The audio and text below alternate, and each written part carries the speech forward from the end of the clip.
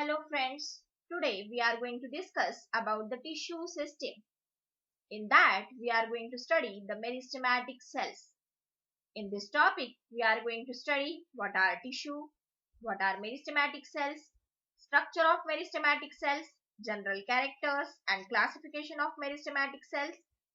In detail we are going to study the classification of meristem as per position and functions of meristem.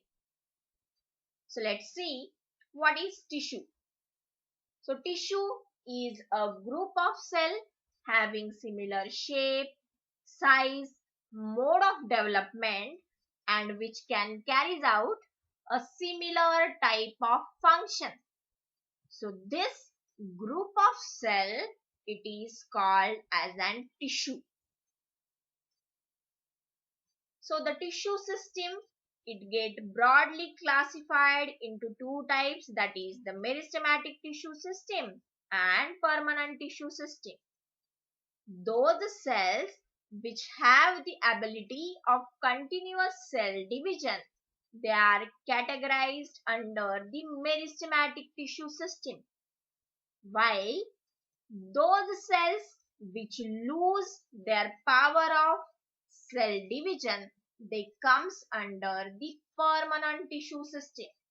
The permanent tissue system again get divided into three types, that is simple, complex and spatial type of tissue system. So once again remember that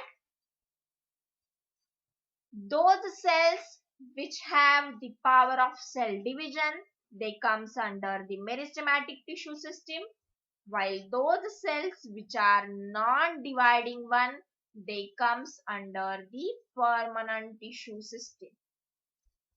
Then next we see what is meristem. So meristem, it is a Greek word, that is it comes from the meristos. The meaning of meristos is divisible. So those cells which have the power of cell division, they are called as meristems. So let's we see the structure of meristematic cell.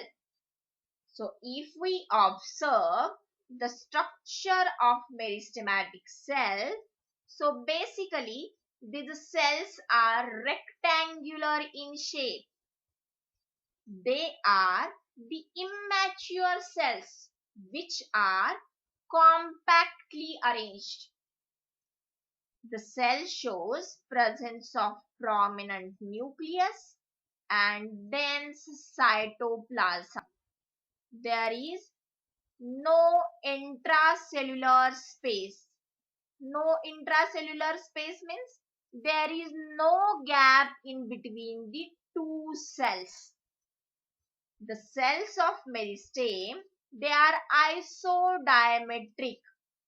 Isodiametric means the cells having similar shape and size. So this is about the structure of meristematic cell. The cells are mostly rectangular, isodiametric, without intracellular space. They show presence of prominent nucleus and dense cytoplasm. Then next we study the characteristics of meristematic cells. So the meristematic cells are the immature cells having the power of cell division. After division, the meristematic cells add derivatives into the plant body. That's why there is the development of primary tissue system. Then the cells are isodiametric, compactly arranged, without intracellular space. They show presence of well-developed nucleus. They show presence of dense cytoplasm. Generally, the vacuoles are absent in the meristematic cells. The plastids are not developed And if the plastids are present, they are in proplastid stage. Then the ergastic substances are absent. The cell wall of meristematic cell, it is made up from the cellulose. See that what are the ergastic substances? The ergastic substances means, for example, they doesn't show presence of oils, fats, like that.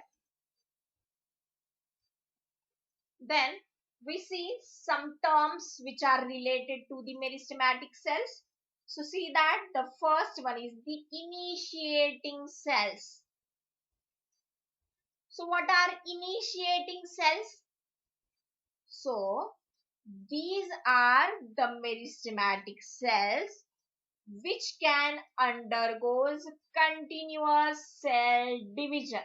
They are called as an initiating cells. Then the next term is derivatives. So what are the derivatives? The cells which are formed after the division of meristematic cells, that cells are called as an derivatives. Then next term is differentiation.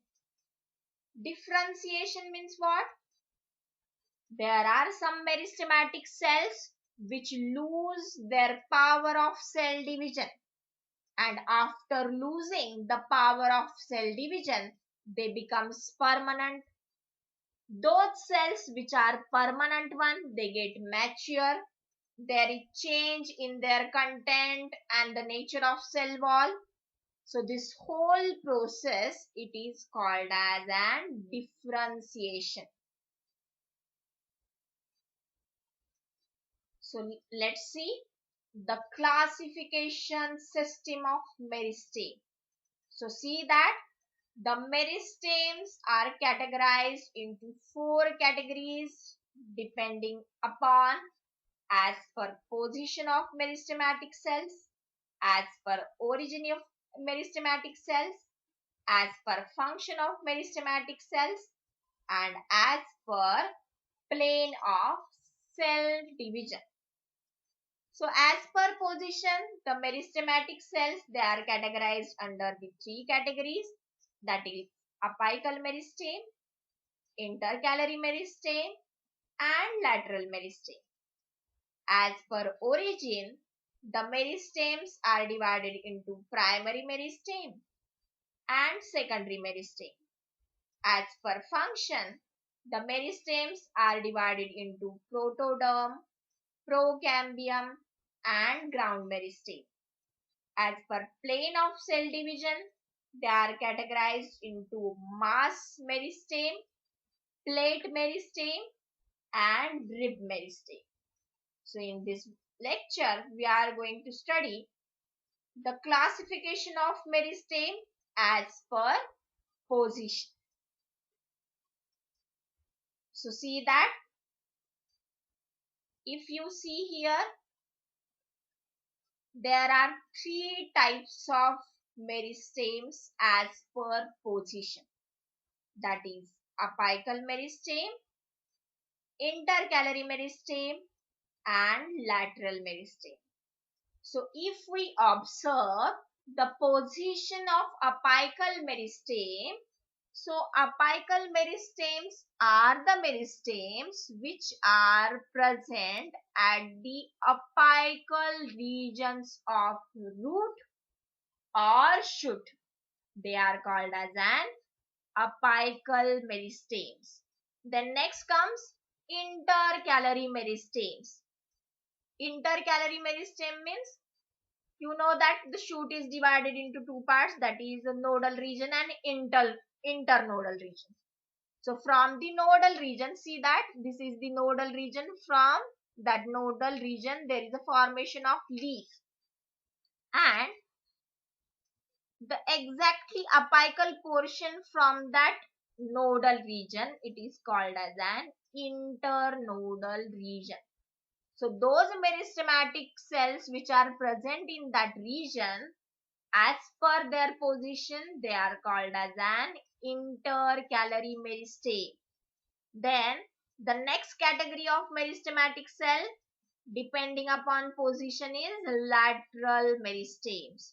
So see here, those meristematic cells which are present laterally, they are called as an lateral meristematic cells.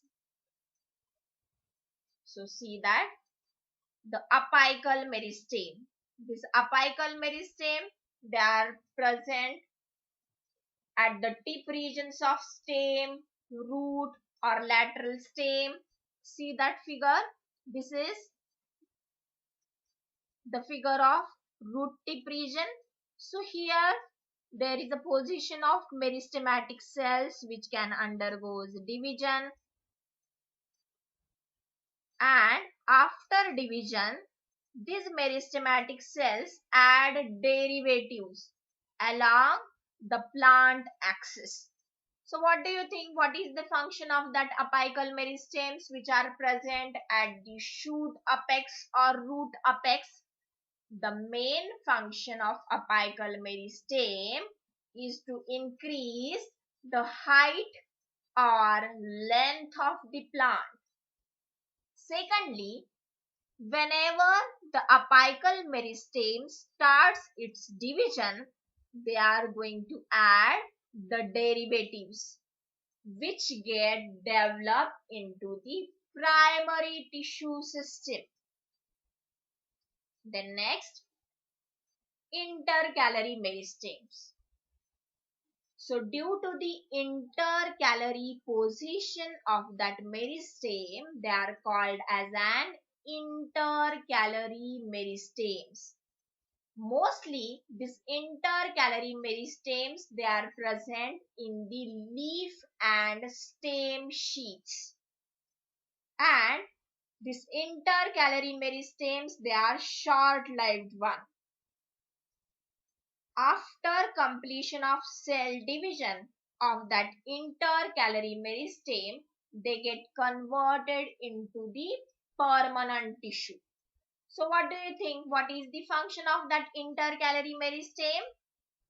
This intercalary meristem, after its division, they result into increase in length and height of internodal region. This is the function of intercalary meristem. Then next, lateral meristems. Similar to intercalary meristem, the position of the meristem is lateral. That's why it is called as an lateral meristem. What happens?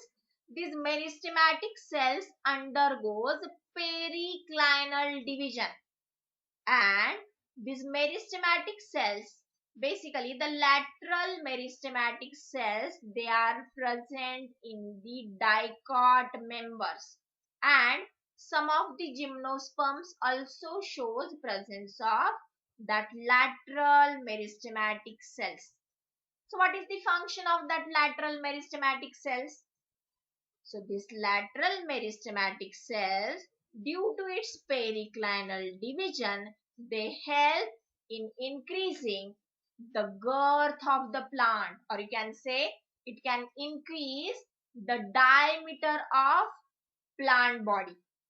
And the next important function of that lateral meristem is that it helps in secondary growth. Means the lateral meristems, after its division, they form the secondary tissue system. Means they are responsible for formation of cork cambium. That is the secondary tissue system. So if you like this video, please like, share and subscribe my channel. Thank you.